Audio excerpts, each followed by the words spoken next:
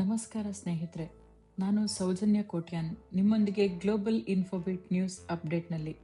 ಇದು ಇಂದಿನ ಪ್ರಮುಖ ಅಂತಾರಾಷ್ಟ್ರೀಯ ಸುದ್ದಿ.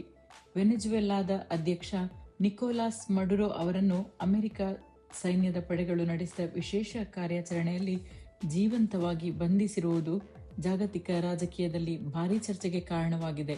ಅಮೆರಿಕ ಹೇಳುವಂತೆ ಇದು ಹತ್ಯೆ ಕಾರ್ಯಾಚರಣೆಯಲ್ಲ, ಬದಲಾಗಿ ಕಾನೂನು ಪ್ರಕಾರ ನಡೆದ ಬಂಧನ ಕಾರ್ಯಾಚರಣೆ. ಆದರೆ ಈ ಕ್ರಮವನ್ನು ಹಲವು ರಾಷ್ಟ್ರಗಳು ಅಂತಾರಾಷ್ಟ್ರೀಯ ಕಾನೂನು ಉಲ್ಲಂಘನೆ ಎಂದು ವಿರೋಧಿಸುತ್ತಿವೆ. ಇದೀಗ ಈ ಸುದ್ದಿ ಕುರಿತು ಸಂಪೂರ್ಣ ವಿವರಗಳತ್ತ ಹೋಗೋಣ.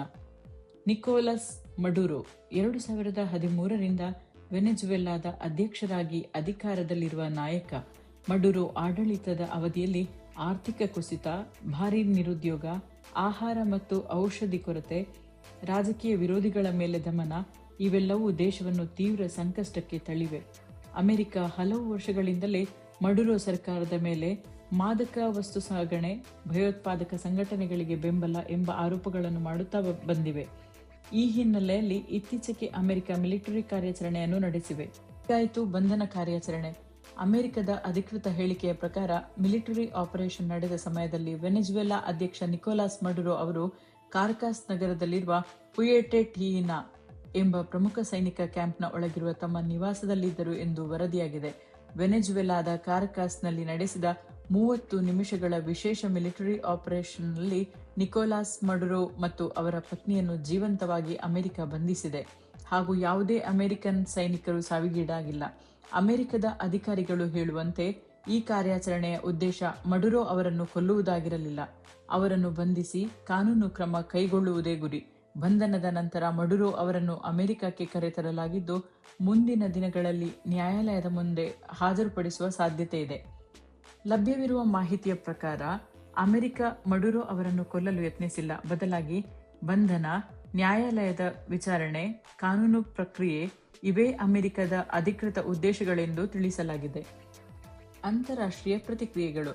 ಅಮೆರಿಕದ ಈ ಕ್ರಮಕ್ಕೆ ಜಾಗತಿಕ ಮಟ್ಟದಲ್ಲಿ ಮಿಶ್ರ ಪ್ರತಿಕ್ರಿಯೆ ವ್ಯಕ್ತವಾಗಿದೆ.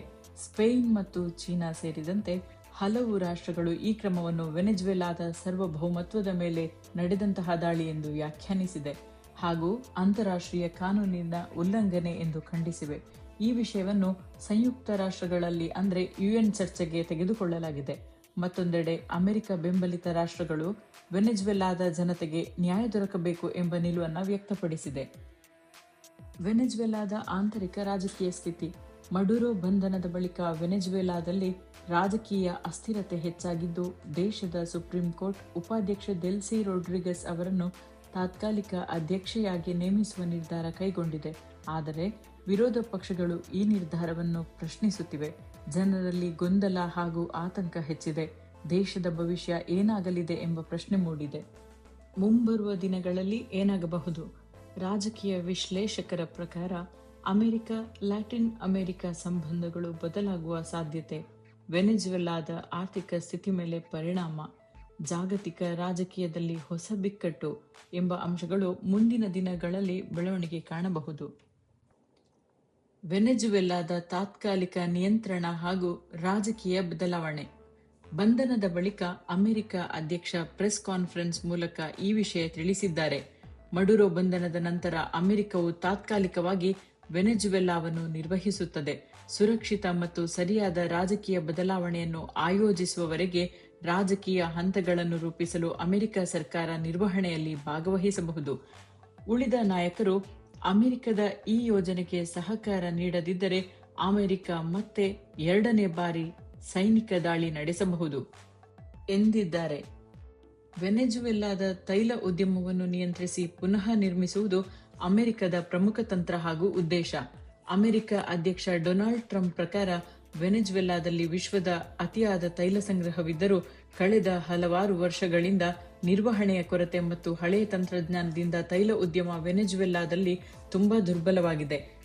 ಅಮೆರಿಕದ ತೈಲ ಕಂಪನಿಗಳು ವೆನೆಜುವೆಲಾದ ತೈಲ ಮೂಲ ಸೌಕರ್ಯವನ್ನು ನವೀಕರಿಸಿ ಉತ್ಪಾದನೆ ಹೆಚ್ಚಿಸುವ ಮೂಲಕ ಎರಡೂ ದೇಶಗಳಿಗೆ ಲಾಭವಾಗಲಿದೆ ಎಂದು ಹೇಳಿರುವ ಡೊನಾಲ್ಡ್ ಟ್ರಂಪ್ನ ಈ ಹೇಳಿಕೆಗೆ ತಜ್ಞರು, ಆದರೆ ಈ ಕ್ರಮ ಶುದ್ಧ ಸಹಾಯವಲ್ಲ, ಅಮೆರಿಕ ವೆನೆಜುವೆಲಾದ ತೈಲ ಸಂಪನ್ಮೂಲಗಳ ಮೇಲೆ ಪ್ರಭಾವ ಸಾಧಿಸಿ ಲಾಭ ಪಡೆಯಲು ಉದ್ದೇಶಿತ ಎಂದು ವಿಶ್ಲೇಷಿಸುತ್ತಿದ್ದಾರೆ.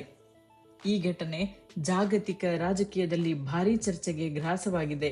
ಈ ಬೆಳವಣಿಗೆಗಳು ವೆನೆಜುವೆಲಾದ ಭವಿಷ್ಯವನ್ನು ಯಾವ ದಿಕ್ಕಿಗೆ ಕೊಂಡೊಯ್ಯುತ್ತವೆ ಎಂಬುದು ಮುಂದಿನ ದಿನಗಳಲ್ಲಿ ಸ್ಪಷ್ಟವಾಗಲಿದೆ. ಒಟ್ಟಿನಲ್ಲಿ ಅಮೆರಿಕ ಮಡುರೋ ಅವರನ್ನು ಬಂಧಿಸಿ ಕಾನೂನು ಕ್ರಮ ಕೈಗೊಂಡಿದೆ. ಇದಿಷ್ಟು ಈ ಕ್ಷಣದ ಪ್ರಮುಖ ಅಂತಾರಾಷ್ಟ್ರೀಯ ಸುದ್ದಿ.